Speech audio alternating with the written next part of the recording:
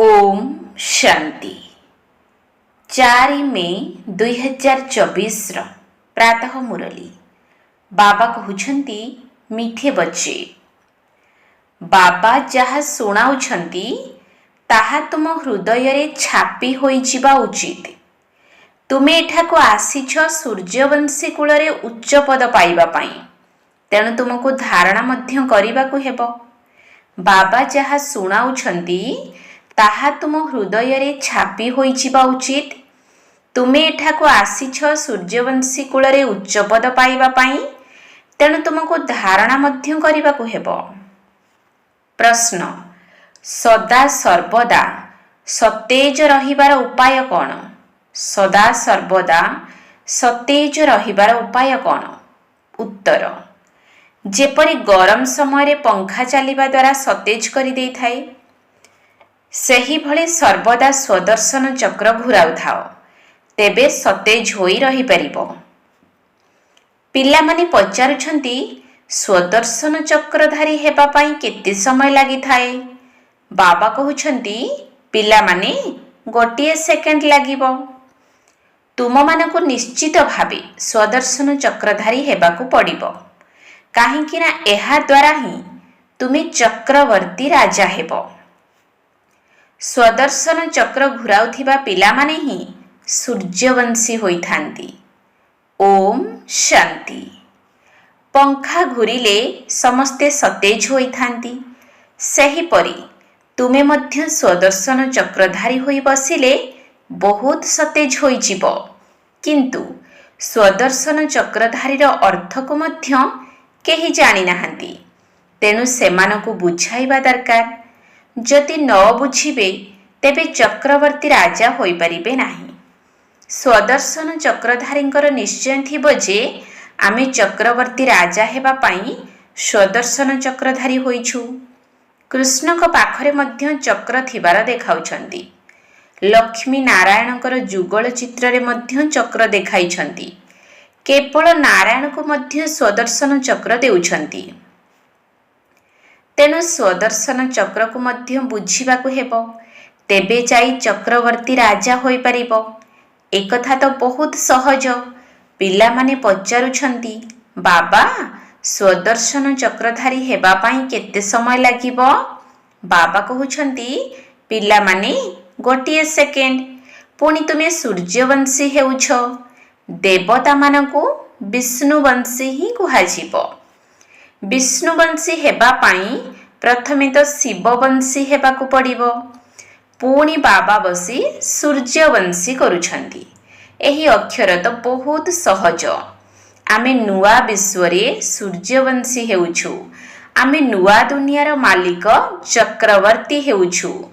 स्वदर्शन चक्रधारी होई विष्णुवंशी हेबारे गोटिए सेकेंड लागि थाए, जहा शिव बाबा ही कराई थांती। तेबे शिव बाबा आमको विष्णुवंशी करुछंती, जहा कि आउ केही कराई परिबे नाही। एकथा पिला माने जानिछंती जे सत्य जुगरे ही विष्णुवंशी हेबे, एठारे नुहे।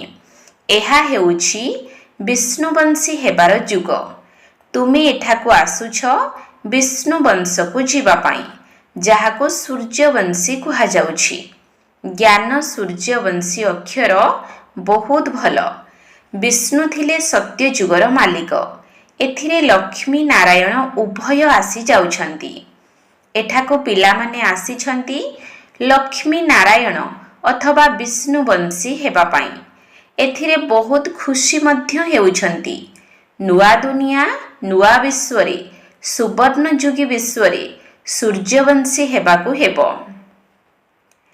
एहाठार उच्च पद आउ किछि नाही, तेणु एथिरे तो बहुत खुशी हेबा दरकार।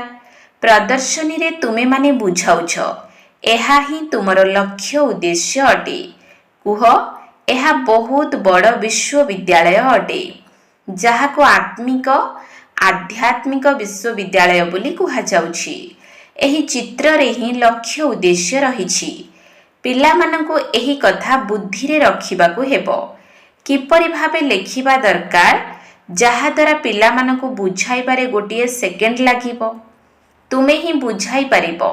ସେଥିରେ ମଧ୍ୟ ଲେଖାଯାଇଛି ଆମେ ନିଶ୍ଚିତ ଭାବରେ ବିଷ୍ଣୁବଂଶୀ ଦେବୀ ଦେବତା ଥିଲୁ, ଅର୍ଥାତ୍ ଦେବୀ ଦେବତା କୂଳର ଥିଲୁ, ସ୍ୱର୍ଗର ମାଲିକ ଥିଲୁ।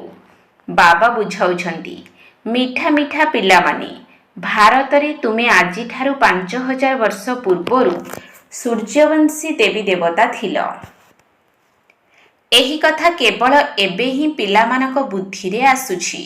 ଶିବ ବାବା ପିଲାମାନଙ୍କୁ କହୁଛନ୍ତି, ହେ ପିଲାମାନେ, ତୁମେ ସତ୍ୟ ଯୁଗରେ ସୂର୍ଯ୍ୟବଂଶୀ ଥିଲ। ଶିବ ବାବା ସୂର୍ଯ୍ୟବଂଶୀ କୂଳ ସ୍ଥାପନ କରିବାକୁ ଆସିଥିଲେ। ବାସ୍ତବରେ ଭାରତ ସ୍ୱର୍ଗ ଥିଲା। ଏହିମାନେ ହିଁ ପୂଜ୍ୟ ଥିଲେ। ପୂଜାରୀ କେହି ବି ନଥିଲେ। ପୂଜାର କୌଣସି ସାମଗ୍ରୀ ମଧ୍ୟ ନଥିଲା। ଏହିସବୁ ଶାସ୍ତ୍ରରେ ହିଁ ପୂଜାର ନୀତି ନିୟମ ଆଦି ଲେଖାଯାଇଛି। ଏହା ହିଁ ପୂଜାର ସାମଗ୍ରୀ ଅଟେ। ତେଣୁ ଅବିନାଶୀ ବାବା ଶିବ ବାବା ବସି ଆମକୁ ସବୁ କଥା ବୁଝାଉଛନ୍ତି। ସେ ହେଉଛନ୍ତି ଜ୍ଞାନର ସାଗର, ମନୁଷ୍ୟ ସୃଷ୍ଟିର ବୀଜ ରୂପ ଅଟନ୍ତି। ତାଙ୍କୁ ବୃକ୍ଷପତି ଅଥବା ବୃହସ୍ପତି ମଧ୍ୟ କହୁଛନ୍ତି। ବୃହସ୍ପତିର ଦଶା ସବୁଠାରୁ ଉଚ୍ଚ ହୋଇଥାଏ। ବୃକ୍ଷପତି ତୁମକୁ ବୁଝାଉଛନ୍ତି, ତୁମେ ପୂଜ୍ୟ ଦେବୀ ଦେବତା ଥିଲ, ଏବେ ପୂଜାରୀ ହୋଇଛ। ଯେଉଁ ଦେବତାମାନେ ନିର୍ବିକାରୀ ଥିଲେ ସେମାନେ କୁଆଡ଼େ ଗଲେ? ଏମାନେ ନିଶ୍ଚିତ ପୁନର୍ଜନ୍ମ ନେଇ ନେଇ ତଳକୁ ଆସିଥିବେ। ତେଣୁ ଗୋଟିଏ ଗୋଟିଏ ଅକ୍ଷରକୁ ନୋଟ୍ କରିବା ଉଚିତ, ହୃଦୟରେ ହେଉ ବା କାଗଜରେ ହେଉ। ଏକଥା କିଏ ବୁଝାଉଛନ୍ତି? ଶିବ ବାବା। ଇଏ ହିଁ ସ୍ୱର୍ଗ ରଚନା କରୁଛନ୍ତି। ଶିବ ବାବା ହିଁ ପିଲାମାନଙ୍କୁ ସ୍ୱର୍ଗର ବର୍ଷା ଦେଉଛନ୍ତି, ଯାହା ବାବାଙ୍କ ବ୍ୟତୀତ ଆଉ କେହି ଦେଇପାରିବେ ନାହିଁ। ଲୌକିକ ପିତା ତ ଦେହଧାରୀ ଅଟନ୍ତି। ତୁମେମାନେ ନିଜକୁ ଆତ୍ମା ଭାବି ପାରଲୌକିକ ପିତାଙ୍କୁ ମନେ ପକାଉଛ। ତୁମେ ତାଙ୍କୁ ବାବା କହୁଛ। ତେଣୁ ବାବା ମଧ୍ୟ ପ୍ରତ୍ୟୁତ୍ତର ଦେଉଛନ୍ତି, ହେ ପିଲାମାନେ, ତେଣୁ ସିଏ ବେହଦ୍ର ପିତା ହୋଇଗଲେ ନା। ବାବା କହୁଛନ୍ତି, ପିଲାମାନେ, ତୁମେ ସୂର୍ଯ୍ୟବଂଶୀ ଦେବୀ ଦେବତା ପୂଜ୍ୟ ଥିଲ, ପୁଣି ତୁମେ ପୂଜାରୀ ହୋଇଛ। ଏହା ରାବଣ ରାଜ୍ୟ। ପ୍ରତ୍ୟେକ ବର୍ଷ ରାବଣଙ୍କୁ ଜଳାଉଛନ୍ତି, ତଥାପି ରାବଣ ମରୁନାହିଁ। 12 ମାସ ପରେ ପୁଣି ରାବଣକୁ ଜଳାଇଥାନ୍ତି, ଅର୍ଥାତ୍ ପ୍ରମାଣିତ କରୁଛନ୍ତି ଯେ ଆମେ ରାବଣ ସମ୍ପ୍ରଦାୟର ଅଟୁ। ରାବଣ ଅର୍ଥାତ୍ 5 ବିକାରର ରାଜ୍ୟ, ଯାହା ଏବେ ସ୍ଥାୟୀ ହୋଇ ରହିଛି। ସତ୍ୟ ଯୁଗରେ ସମସ୍ତେ ଶ୍ରେଷ୍ଠାଚାରୀ ଥିଲେ। ଏବେ କଳିଯୁଗୀ ପୁରୁଣା ଭ୍ରଷ୍ଟାଚାରୀ ଦୁନିଆ ହୋଇଯାଇଛି। ଏହି ଚକ୍ର ଏହିଭଳି ଘୂରି ଚାଲିଛି। ବର୍ତ୍ତମାନ ତୁମେ ପ୍ରଜାପିତା ବ୍ରହ୍ମାବଂଶୀ ସଙ୍ଗମ ଯୁଗରେ ବସିଛ। ତୁମ ବୁଦ୍ଧିରେ ଅଛି ଯେ ଆମେ ବ୍ରାହ୍ମଣ ଅଟୁ, ଏବେ ଆଉ ଶୂଦ୍ର କୁଳର ନୁହଁ। ବର୍ତ୍ତମାନ ଆସୁରୀ ରାଜ୍ୟ ଚାଲିଛି। ସମସ୍ତେ ବାବାଙ୍କୁ ହେ ଦୁଃଖ ହର୍ତ୍ତା, ସୁଖ କର୍ତ୍ତା ବୋଲି କହୁଛନ୍ତି। ତେବେ ସୁଖ କେଉଁଠାରେ ଅଛି? ସତ୍ୟ ଯୁଗରେ। ଦୁଃଖ କେଉଁଠାରେ ଅଛି? ଦୁଃଖ ତ କଳି ଯୁଗରେ ଅଛି। ଶିବ ବାବା ହିଁ ଦୁଃଖ ହର୍ତ୍ତା, ସୁଖ କର୍ତ୍ତା ଅଟନ୍ତି। ସିଏ ସୁଖର ହିଁ ବର୍ଷା ଦେଉଛନ୍ତି। ସତ୍ୟ ଯୁଗକୁ ସୁଖ ଧାମ କୁହାଯାଉଛି। ସେଠାରେ ଦୁଃଖର ନାମ ହିଁ ନାହିଁ। ସେଠାରେ ତୁମର ଆୟୁଷ ମଧ୍ୟ ଅଧିକ ହେବ। ତେଣୁ କାନ୍ଦିବାର କୌଣସି ଆବଶ୍ୟକତା ରହିବ ନାହିଁ। ଠିକ୍ ସମୟରେ ପୁରୁଣା ଶରୀର ଛାଡ଼ି ନୂଆ ନେବେ। ଜାଣିବେ ଯେ ଆମର ଶରୀର ଏବେ ବୃଦ୍ଧ ହେଲା।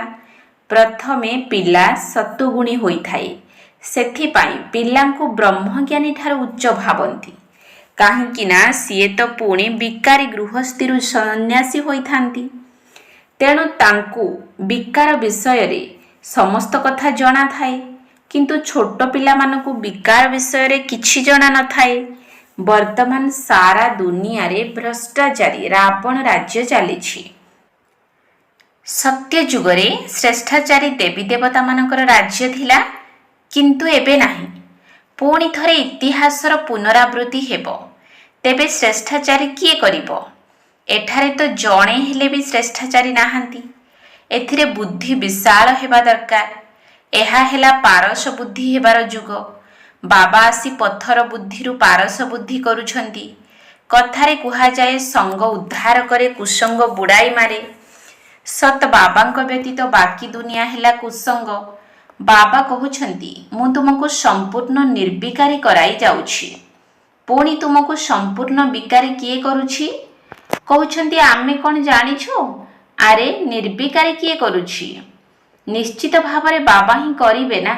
ବିକାରୀ କିଏ କରୁଛି ଏକଥା କେହି ଜାଣିନାହାନ୍ତି। ବାବା ଆସି ବୁଝାଉଛନ୍ତି। ମନୁଷ୍ୟମାନେ ତ କିଛି ବି ଜାଣିନାହାନ୍ତି, କାହିଁକି ନା ଏହା ରାବଣ ରାଜ୍ୟ ଅଟେ। ଯଦି କାହାର ବାପା ମରିଯାଉଛନ୍ତି ତେବେ ତାଙ୍କୁ ପଚାର କୁଆଡ଼େ ଗଲେ? କହିବେ ସ୍ୱର୍ଗବାସୀ ହେଲେ। ଆଚ୍ଛା, ତେବେ ଏହାର ଅର୍ଥ ହେଲା ସିଏ ନର୍କରେ ଥିଲେ ନା, ତେଣୁ ତୁମେ ମଧ୍ୟ ନର୍କବାସୀ ଅଟ ନା। ଏହି କଥା ବୁଝାଇବା କେତେ ସହଜ, କିନ୍ତୁ ନିଜକୁ କେହି ବି ନର୍କବାସୀ ବୋଲି ଭାବୁନାହାନ୍ତି। ନର୍କକୁ ବେଶ୍ୟାଳୟ, ସ୍ୱର୍ଗକୁ ଶିବାଳୟ କୁହାଯାଏ। ଆଜିଠାରୁ 5000 ବର୍ଷ ପୂର୍ବରୁ ଏହି ଦେବୀ ଦେବତାମାନଙ୍କର ରାଜ୍ୟ ଥିଲା। ତୁମେମାନେ ବିଶ୍ୱର ମାଲିକ, ମହାରାଜା ମହାରାଣୀ ଥିଲ। ପୁଣି ତୁମକୁ ପୁନର୍ଜନ୍ମ ନେବାକୁ ପଡ଼ିବ। ତୁମେ ସବୁଠାରୁ ଅଧିକ ପୁନର୍ଜନ୍ମ ନେଇଛ। ଏଥିପାଇଁ ହିଁ ଗାୟନ ରହିଛି, ଆତ୍ମା ପରମାତ୍ମା ଅଲଗ ରହେ ବହୁକାଳ। ତୁମର ମନେ ଅଛି, ପ୍ରଥମେ ପ୍ରଥମେ ତୁମେ ଆଦି ସନାତନ ଦେବୀ ଦେବତା ଧର୍ମର ଆତ୍ମାମାନେ ହିଁ ଆସିଥିଲ। ପୁଣି 84 ଜନ୍ମ ନେଇ ପତିତ ହୋଇଛ। ପୁଣି ତୁମକୁ ପବିତ୍ର ହେବାକୁ ପଡ଼ିବ। ଡାକୁଛନ୍ତି ମଧ୍ୟ ପତିତ ପାବନ ଆସ। ତେଣୁ ସାର୍ଟିଫିକେଟ୍ ଦେଉଛନ୍ତି କି ଏକମାତ୍ର ପରମ ସଦ୍ଗୁରୁ ଆସି ଆମକୁ ପବିତ୍ର କରୁଛନ୍ତି। ବାବା ନିଜେ କହୁଛନ୍ତି ମୁଁ ଏହି ବ୍ରହ୍ମାଙ୍କ ଶରୀରରେ ଆସି ତୁମକୁ ପବିତ୍ର କରୁଛି। ବାକି 84 ଲକ୍ଷ ଯୋନି ଆଦି ନାହିଁ, କେବଳ 84 ଜନ୍ମ ନେଉଛନ୍ତି। ଏହି ଲକ୍ଷ୍ମୀ ନାରାୟଣଙ୍କର ପ୍ରଜାମାନେ ସତ୍ୟ ଯୁଗରେ ଥିଲେ, ଏବେ ନାହାନ୍ତି। ତେବେ କୁଆଡ଼େ ଗଲେ? ସେମାନଙ୍କୁ ମଧ୍ୟ 84 ଜନ୍ମ ନେବାକୁ ପଡ଼ିବ। ଯିଏ ପ୍ରଥମ ନମ୍ବରରେ ଆସିଥାନ୍ତି ସିଏ ପୁଣି ପୁରା 84 ଜନ୍ମ ନେଇଥାନ୍ତି। ତେଣୁ ସେହିମାନେ ହିଁ ପ୍ରଥମେ ଯିବା ଦରକାର। ଦେବୀ ଦେବତାମାନଙ୍କର ଇତିହାସର ପୁନରାବୃତ୍ତି ହେଉଛି। ତେଣୁ ସୂର୍ଯ୍ୟବଂଶୀ, ଚନ୍ଦ୍ରବଂଶୀ ରାଜ୍ୟର ନିଶ୍ଚିତ ଭାବରେ ପୁନରାବୃତ୍ତି ହେବ। ବର୍ତ୍ତମାନ ବାବା ତୁମକୁ ଯୋଗ୍ୟ କରୁଛନ୍ତି। ତୁମେ କହୁଛ ଆମେ ଏହି ପାଠଶାଳା ଅଥବା ବିଶ୍ୱବିଦ୍ୟାଳୟକୁ ଆସିଛୁ, ଯେଉଁଠାରେ କି ଆମେ ନରରୁ ନାରାୟଣ ହେଉଛୁ। ଏହା ହିଁ ଆମର ଲକ୍ଷ୍ୟ ଉଦ୍ଦେଶ୍ୟ ଅଟେ। ଯେଉଁମାନେ ଭଲ ଭାବରେ ପୁରୁଷାର୍ଥ କରିବେ ସେହିମାନେ ହିଁ ପାସ୍ କରିବେ। ଯେଉଁମାନେ ପୁରୁଷାର୍ଥ କରିବେ ନାହିଁ, ତେଣୁ କେହି ପ୍ରଜାରେ ବହୁତ ସାହୁକାର ହୋଇଥାନ୍ତି, କେହି କମ୍। ବର୍ତ୍ତମାନ ରାଜଧାନୀ ସ୍ଥାପନ ହେଉଛି। ତୁମେମାନେ ଜାଣିଛ ଆମେ ଶ୍ରୀମତ ଆଧାରରେ ଶ୍ରେଷ୍ଠ ହେଉଛୁ। ଶ୍ରୀ ଶ୍ରୀ ଶିବ ବାବାଙ୍କର ମତରେ ଶ୍ରୀ ଲକ୍ଷ୍ମୀ ନାରାୟଣ ବା ଦେବୀ ଦେବତା ହେଉଛୁ। ଶ୍ରୀ ଅର୍ଥାତ୍ ଶ୍ରେଷ୍ଠ। ବର୍ତ୍ତମାନ କାହାକୁ ଶ୍ରୀ ବୋଲି କୁହାଯାଇପାରିବ ନାହିଁ, କିନ୍ତୁ ଏଠାକୁ ଯିଏ ଆସୁଛନ୍ତି ସମସ୍ତଙ୍କୁ ଶ୍ରୀ କହିଦେଉଛନ୍ତି। ଶ୍ରୀ ଅମୁକ। ତେବେ ଦେବୀ ଦେବତାମାନଙ୍କ ବ୍ୟତୀତ ଆଉ କେହି ଶ୍ରେଷ୍ଠ ହୋଇପାରିବେ ନାହିଁ। ଭାରତ ଦିନେ ଶ୍ରେଷ୍ଠରୁ ଶ୍ରେଷ୍ଠ ଥିଲା। ରାବଣ ରାଜ୍ୟରେ ଭାରତର ମହିମା ହିଁ ସମାପ୍ତ କରିଦେଇଛନ୍ତି। ଭାରତର ବହୁତ ମହିମା ସହିତ ନିନ୍ଦା ମଧ୍ୟ କରୁଛନ୍ତି। ଭାରତ ବିଲକୁଲ ଧନବାନ ଥିଲା, ଏବେ ବିଲକୁଲ କାଙ୍ଗାଳ ହୋଇଯାଇଛି। ଦେବତାମାନଙ୍କ ସମ୍ମୁଖକୁ ଯାଇ ସେମାନଙ୍କର ମହିମାର ଗାୟନ କରୁଛନ୍ତି। ଆମେ ନିର୍ଗୁଣ, ଆମ ପାଖରେ କୌଣସି ଗୁଣ ନାହିଁ। ଯଦିଓ ଏକଥା ଦେବତାମାନଙ୍କୁ କହୁଛନ୍ତି, କିନ୍ତୁ ସେମାନେ କ'ଣ ଦୟାର ସାଗର ଥିଲେ କି? ଦୟାର ସାଗର ତ ଜଣକୁ କୁହାଯାଉଛି, ଯିଏକି ମନୁଷ୍ୟରୁ ଦେବତା କରୁଛନ୍ତି। ବର୍ତ୍ତମାନ ସିଏ ତୁମର ପିତା, ଶିକ୍ଷକ, ସଦ୍ଗୁରୁ ମଧ୍ୟ ଅଟନ୍ତି। ବାବା ଗ୍ୟାରେଣ୍ଟି ଦେଉଛନ୍ତି, ମୋତେ ମନେ ପକାଇଲେ ତୁମର ଜନ୍ମ ଜନ୍ମାନ୍ତରର ପାପ ଭସ୍ମ ହେବ ଏବଂ ମୁଁ ତୁମକୁ ସାଥିରେ ନେଇଯିବି। ପୁଣି ତୁମକୁ ନୂଆ ଦୁନିଆକୁ ମଧ୍ୟ ଯିବାକୁ ହେବ। ଏହା 5000 ବର୍ଷର ଚକ୍ର।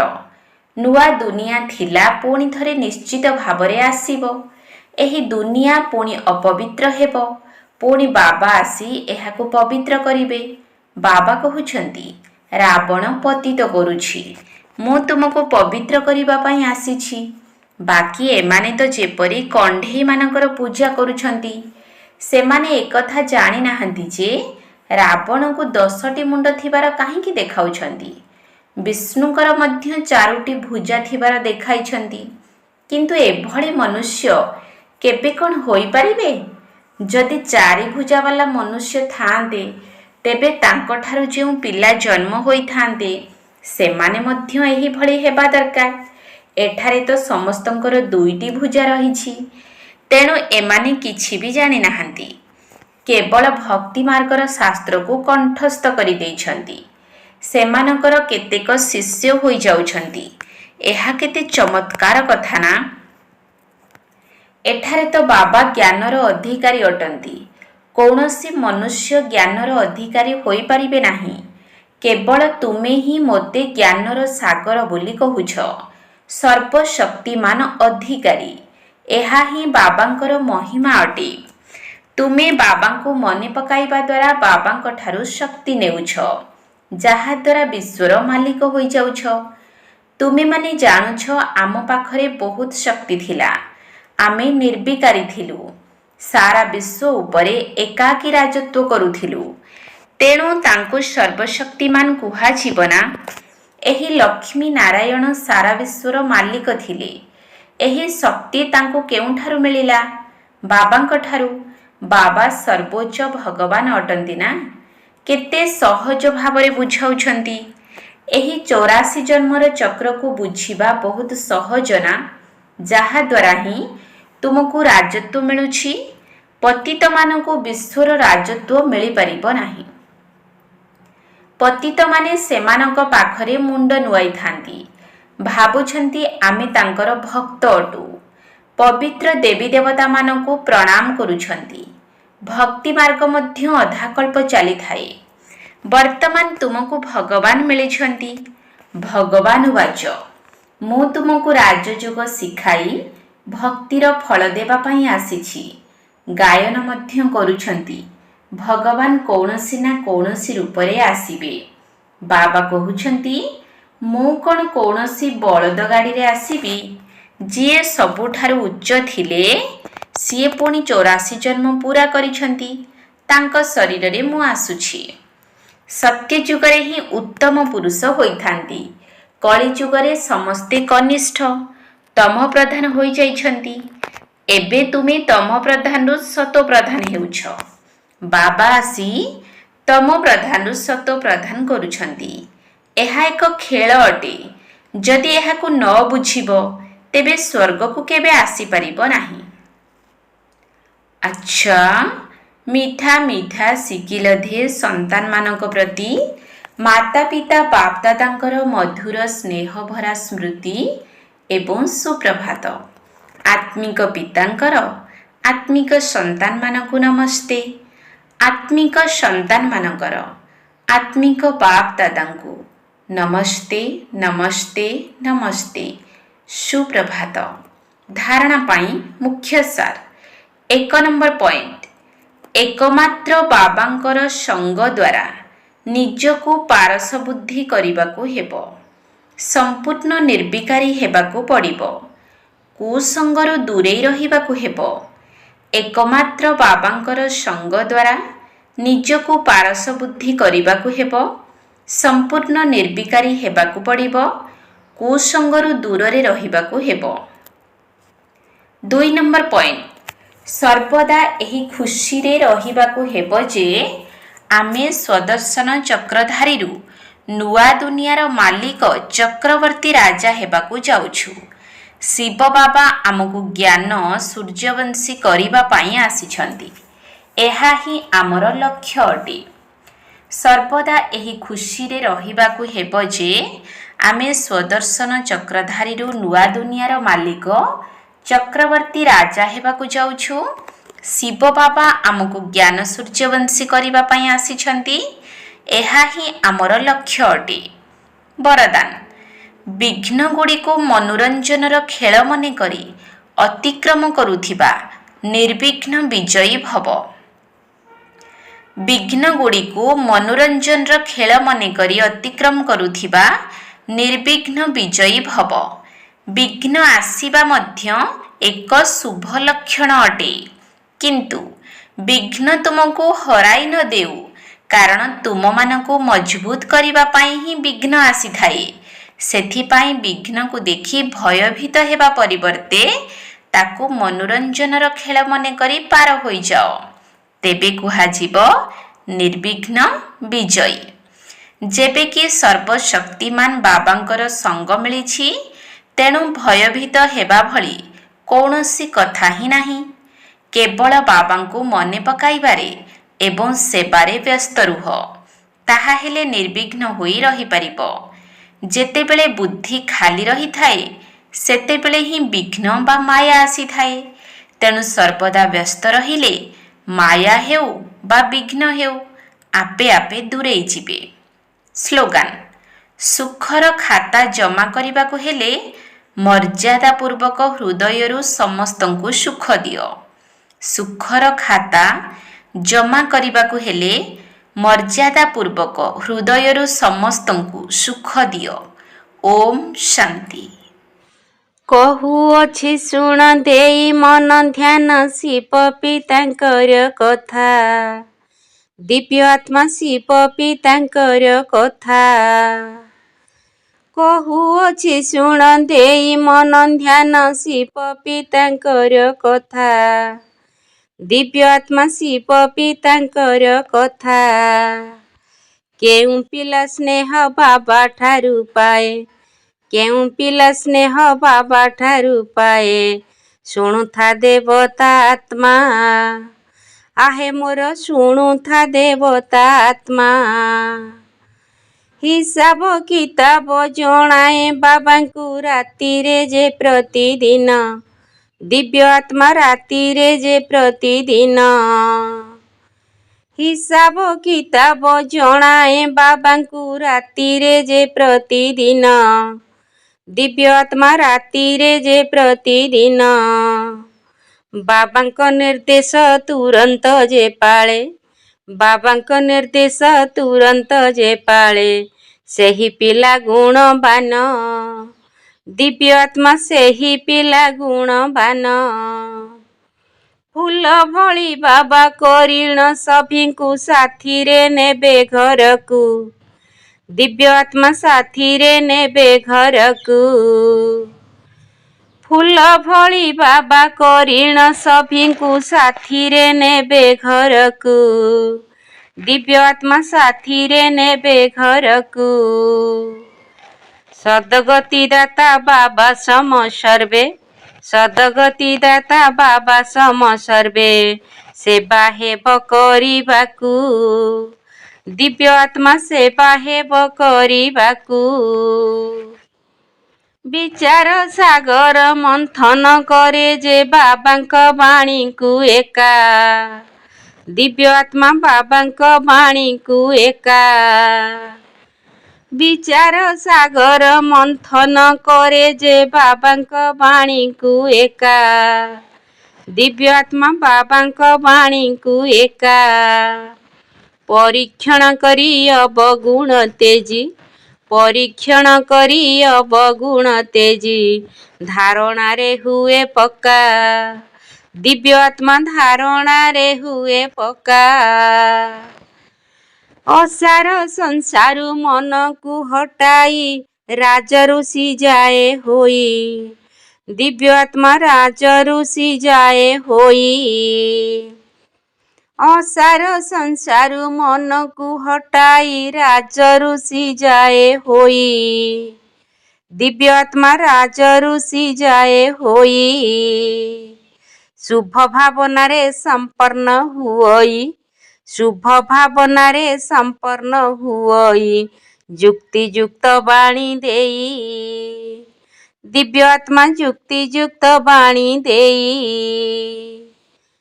କହୁଅଛି ଶୁଣ ଦେଇ ମନ ଧ୍ୟାନ ଶିବ ପିତାଙ୍କର କଥା, ଦିବ୍ୟ ଆତ୍ମା ଶିବ ପିତାଙ୍କର କଥା। କହୁଅଛି ଶୁଣ ଦେଇ ମନ ଧ୍ୟାନ ଶିବ ପିତାଙ୍କର କଥା, ଦିବ୍ୟ ଆତ୍ମା ଶିବ ପିତାଙ୍କର କଥା। କେଉଁ ପିଲା ସ୍ନେହ ବାବା ଠାରୁ ପାଏ, କେଉଁ ପିଲା ସ୍ନେହ ବାବା ଠାରୁ ପାଏ, ଶୁଣୁଥା ଦେବତା ଆତ୍ମା, ଆହେ ମୋର ଶୁଣୁଥା ଦେବତା ଆତ୍ମା, ଶିବ ପିତାଙ୍କର କଥା, ଶୁଣୁଥା ଦେବତା ଆତ୍ମା।